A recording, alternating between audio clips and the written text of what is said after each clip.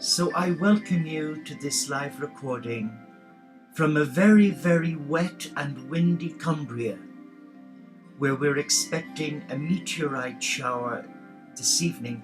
But it's a special evening as well because we have the supermoon tonight. And about an hour ago, we had a special ceremony here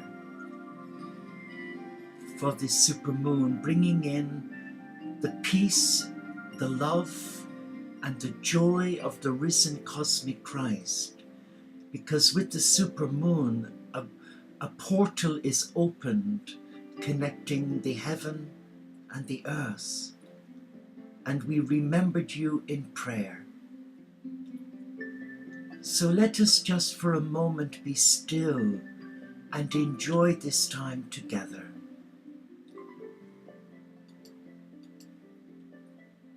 I would like you to relax now and just sense in your heart the love of a Father, Mother God who loves you and who called you by name.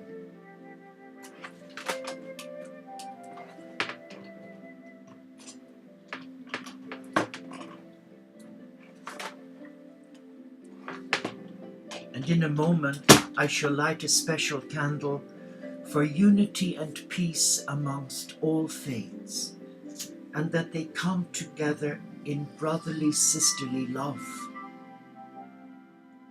So we light this light in the name of our Father, Mother God Supreme, who creates life, in the name of the cosmic Christ, who loves life, in the name of the Spirit, who is the fire of life, in the name of Gaia, our Earth Mother, and our Heavenly Mother Mary, who nurtures the divine in all life, in the name of all faith traditions and none, for they are the children of the one true loving God, our brothers and sisters, and in the name of spiritual diversity, on behalf of all my brothers and sisters in the Teo community of St. Francis, I welcome you to this table of love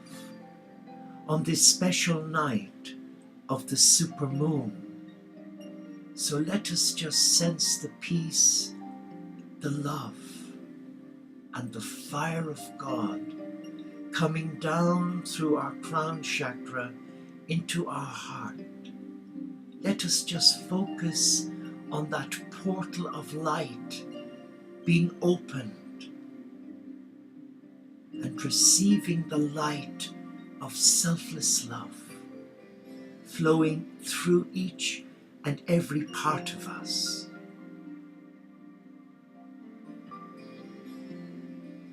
The earth is a country, and its peoples are neighbors, guided by Spirit to love one another. So let us just focus now for a moment on this special occasion where we celebrate tonight the eve of the Feast of St. Clare, the childhood sweetheart of Francis of Assisi. Be still. Be still. And allow me read to you a little about this amazing woman called Clare of Assisi. Saint Clare of Assisi, sometimes called Clare, was born on the 16th of July 1194 and died on the 11th of August 1253. She was born Chiara of Freduccio. She is an Italian saint and one of the first followers of Francis of Assisi. She founded the Order of Poor Ladies, a monastic religious order for women in the Franciscan tradition, and wrote their Rule of Life, the first monastic rule known to have been written by a woman. Following her death, the order she founded was renamed in her honor as the Order of St. Clare, commonly referred to as the Poor Ladies.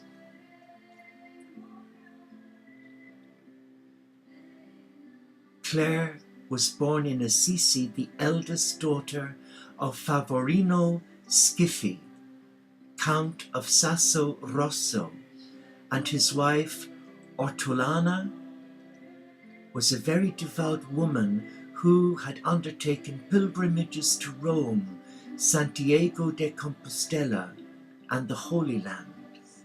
Later on in her life, Ortolana entered Clare's monastery together with Agnes and Beatrice, Clare's sisters.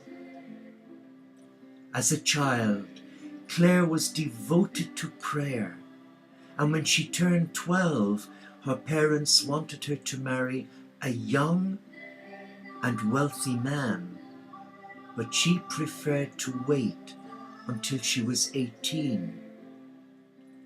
However, at the age of 18, she heard Francis' preachings, which would subsequently change her life. Francis told her that she was chosen by God. Soon after, on Palm Sunday, when the people went to collect palm branches, she stayed home. And that night, she ran away to follow Francis. Francis cut her hair and dressed her in a black tunic and a thick black veil. Clare was placed in the convent of the Benedictine nuns near Bastia, from where her father made several unsuccessful attempts to abduct her, still wanting her to get married. Clare, joined by her sisters Agnes, soon moved in a place close to the church of San Damiano, which Francis had rebuilt. Other women joined them, and San Damiano became known for its radical, austere lifestyle. The women were at first known as the Poor Ladies. San Damiano became the center of Clare's new religious order, which was known in her lifetime as the Order of San Damiano. San Damiano was long thought to be the first house of this order. However, recent scholarship strongly suggests that San Damiano actually joined an existing network of women's religious houses organized by Ugolino, who later became Pope Gregory the Ninth. Ugolino wanted San Damiano as part of the order he founded because of the prestige of Clare's monastery. San Damiano emerged as the most important house in the order, and Clare became its undisputed leader. By 1263, just 10 years after Clare's death, the order had become known as the Order of St. Clare. Unlike all the Franciscan friars whose members moved around the country to preach, St. Clare's sisters lived in enclosure, since an itinerant life was hardly conceivable at the time for women. Their first consisted of manual labor and prayer. For a short period of time, the order was directed by Francis himself. Then in 1216, Clare accepted the role of abbess of San Damiano. As abbess, Clare had more authority to lead the order than when she was the prioress, who had to follow the orders of a priest heading the community. Clare defended her order Clare defended her order from the attempts of prelates to impose a rule on them that more closely resembled that of the rule of Saint Benedict than Francis' stricter vows. Clare sought to imitate Francis' virtues and way of life, so much so that she was sometimes titled Alter Franciscus, another Francis. She also played a significant role in encouraging and aiding Francis, whom she saw as a spiritual father figure. And she took care of him during his illness at the end of his life, until his death in 1226.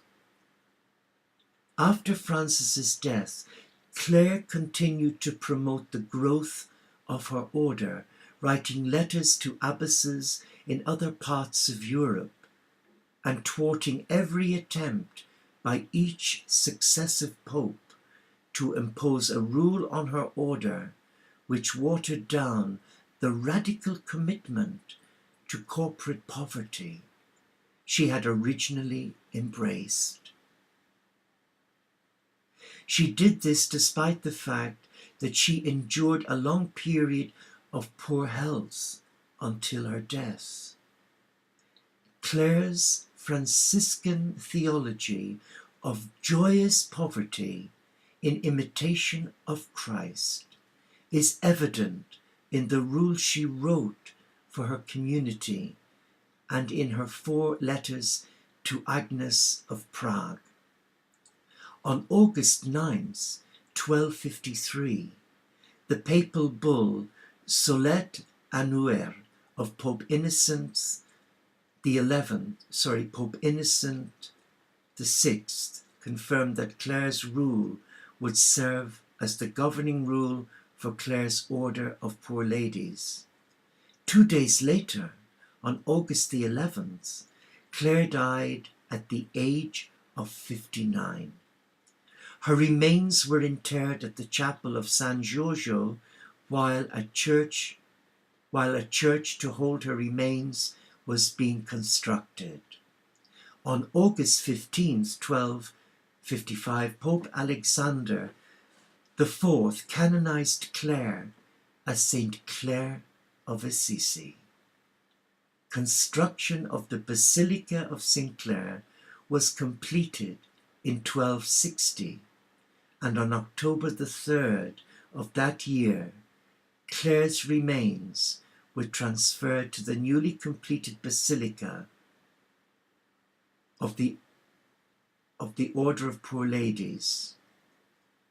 But her body was interred beneath the high altar in further recognition of the saint. Pope Urban IV officially changed the name of the Order of Poor Ladies to the Order of St. Clare in 1263. Some 600 years later, in 1872, St. Clare's remains were transferred to a newly constructed shrine in the crypt of the Basilica of St. Clare, where they can still be seen today. And I was privileged to visit her shrine, to see her exposed in a glass sarcophagus under the high altar. And all I remember was crying many tears of joy at seeing this beautiful woman, resplendent in holiness. And it was an awesome feeling, and that was April 2008, the day I'd seen Francis in his sarcophagus, in his basilica in Assisi. Pope Pius XII designated her as the patron saint of television in 1958, on the basis that when she was too ill to attend Mass, she had reportedly been able to see and hear it on the wall of her room. The American Catholic television channel Eternal Word Television Network, or EWTN for short, was founded by a Poor Clare nun Mother Angelica. In art, Clare is often shown carrying a monstrance or a pyx that holds the Blessed Sacrament, in commemoration of the time when she warded away the soldiers of Frederick II at the gates of her convent by displaying the Blessed Sacrament and kneeling in prayer. Lake St. Clair and the St. Clair River in the Great Lakes region of North America was named in 1679 on her feast day, August the 11th. Mission Santa Clara was founded by Spanish missionaries in Northern California in 1777, has given its name to the university's city, county, and valley in which it sits. Southern California is known as Santa Clara River, is hundreds of miles to the south, and gave its name to the nearby city of Santa Clarita. Santa Clara Pueblo, New Mexico, celebrates its Santa Clara feast day annually on August the 12th, as the feast was celebrated before the 1969 calendar change. Clare was canonized 2 years after her death, and her feast day was immediately inserted in the general Roman calendar for celebration on August 12th. The day following her death, as August the 11th was already assigned to Saints Tibertius and Susanna, 2 3rd century Roman martyrs. The celebration was ranked as a double, as in the Tridentine calendar, or in the terminology adopted in 1960. A third-class feast, as in the general Roman calendar of 1960. The 1969 calendar revision removed the feast of Tiburtius and Susanna from the calendar, finally allowing the memorial of St. Clare to be celebrated on August the 11th, the day of her death. Her body is no longer claimed to be incorrupt, and her skeleton is displayed in Assisi. So let us now use this time to connect with this amazing spiritual warrior who gave everything to God, who renounced marriage because her first love was the Christ. Let us just embrace the essence of this beautiful woman who is also patroness of the Teo community of St. Francis, and we join with our brother and sister Franciscans around the world to thank God for this amazing woman. And our abbey will be dedicated Fran Clara, Francis and Clare, Abbey of Peace and Compassion. And the land has been made available, and we're now trusting in the funds that she will bring for us to establish the first interfaith Franciscan abbey where men and women of different faiths can come and live the monastic life, surrendering their lives to the divine, the supreme, the Father, Mother, Creator God, for peace and for unity. So let us relax now. Let us sit in the presence of God, and let us call on Saint Clare or Santa Clara. Let us invite her with Francis and all the ascended masters and spiritual teachers, Rumi, Osho, Sri Chinmoy, Babaji, Mia Baba, Gandhi, Vishnu, Ganesh, Krishna. And as we sit at this table of love,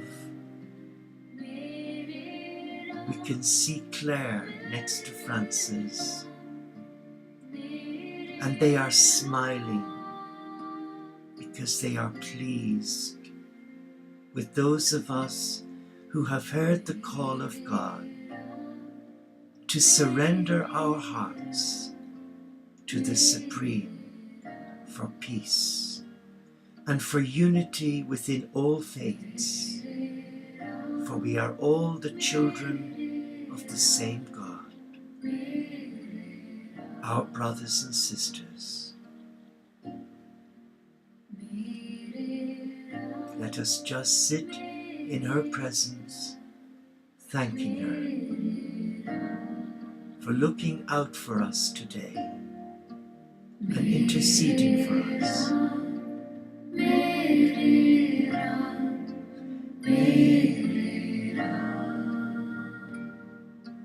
We praise you, God.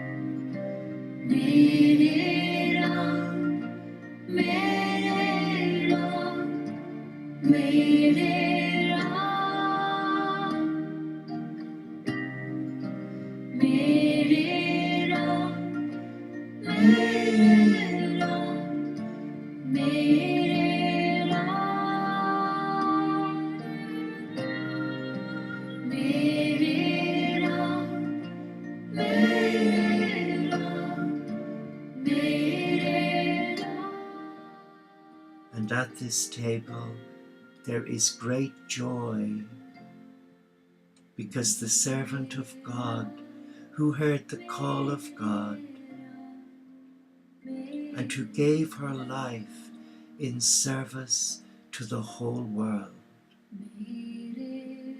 We are so privileged to celebrate the feast of a great daughter of the Church, Saint Clare.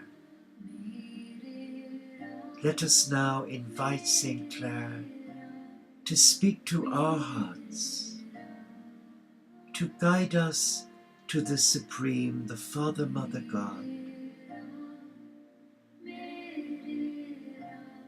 She is a friend of God. She is our friend. And she knew hard times as we do. She struggled with bad health, but she never let her sisters go hungry.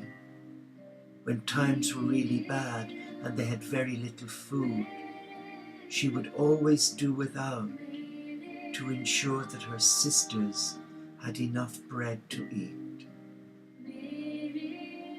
I pray that we too can become detached from the world and attached to the heart of God. That we will try and see the Father, Mother God in the beating heart and in the eyes of the marginalized, the world's poor, the new poor, and that we will be servants of joy, that we will bring joy, the joy of God, into the lives of those we know and love, and especially into the lives of those who do not love us. As Jesus said, "Greater love than this has no man, than he lay down his life for his friends." Let us celebrate that love by honoring the divine within ourselves, by reawakening to the inner voice of God, speaking to our heart right now. Saint Clare, we dedicate the Abbey of Peace and Compassion in your name, in your honor, and in the name and honor of Francis. And we shall call it the Franclara Abbey of Peace and Compassion. And we shall do what Christ and Francis has asked of us back in 2006 and again in 2008. And we will nurture that vision of yours through prayer, through fasting, and through denying ourselves the pleasures of this earth. For we surrender our hearts to you, because you are a loving God. We thank you for the men and women whom you call by name down through the centuries, who are ambassadors of peace, ambassadors of your love. Touch us now, O Father, Mother God. Touch us with your love, and lay your healing hand on our heart, and allow us to emulate the wonderful virtues of St. Clare in our daily life. We thank you, Father, Mother God, for St. Clare and her sisters, who still carry on today, breaking their sleep at 11 p.m. till 1 a.m. And they dedicate that time for the needs of the whole world. Father, Mother God, we thank you. Saint Clare, happy feast day in spirit. Bring us to the throne of God, and thank you for blessing the Abbey of Peace and Compassion, God's vision for his children, God's vision for peace and unity. Amen.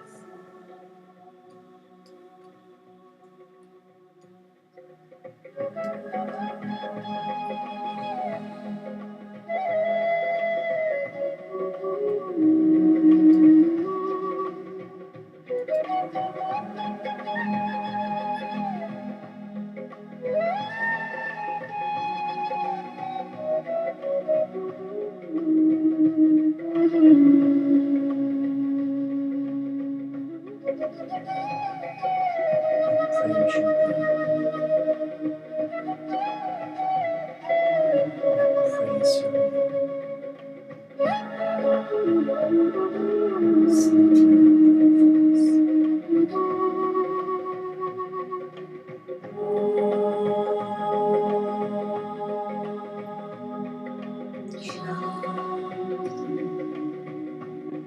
pray for us. Namaste, Shalom.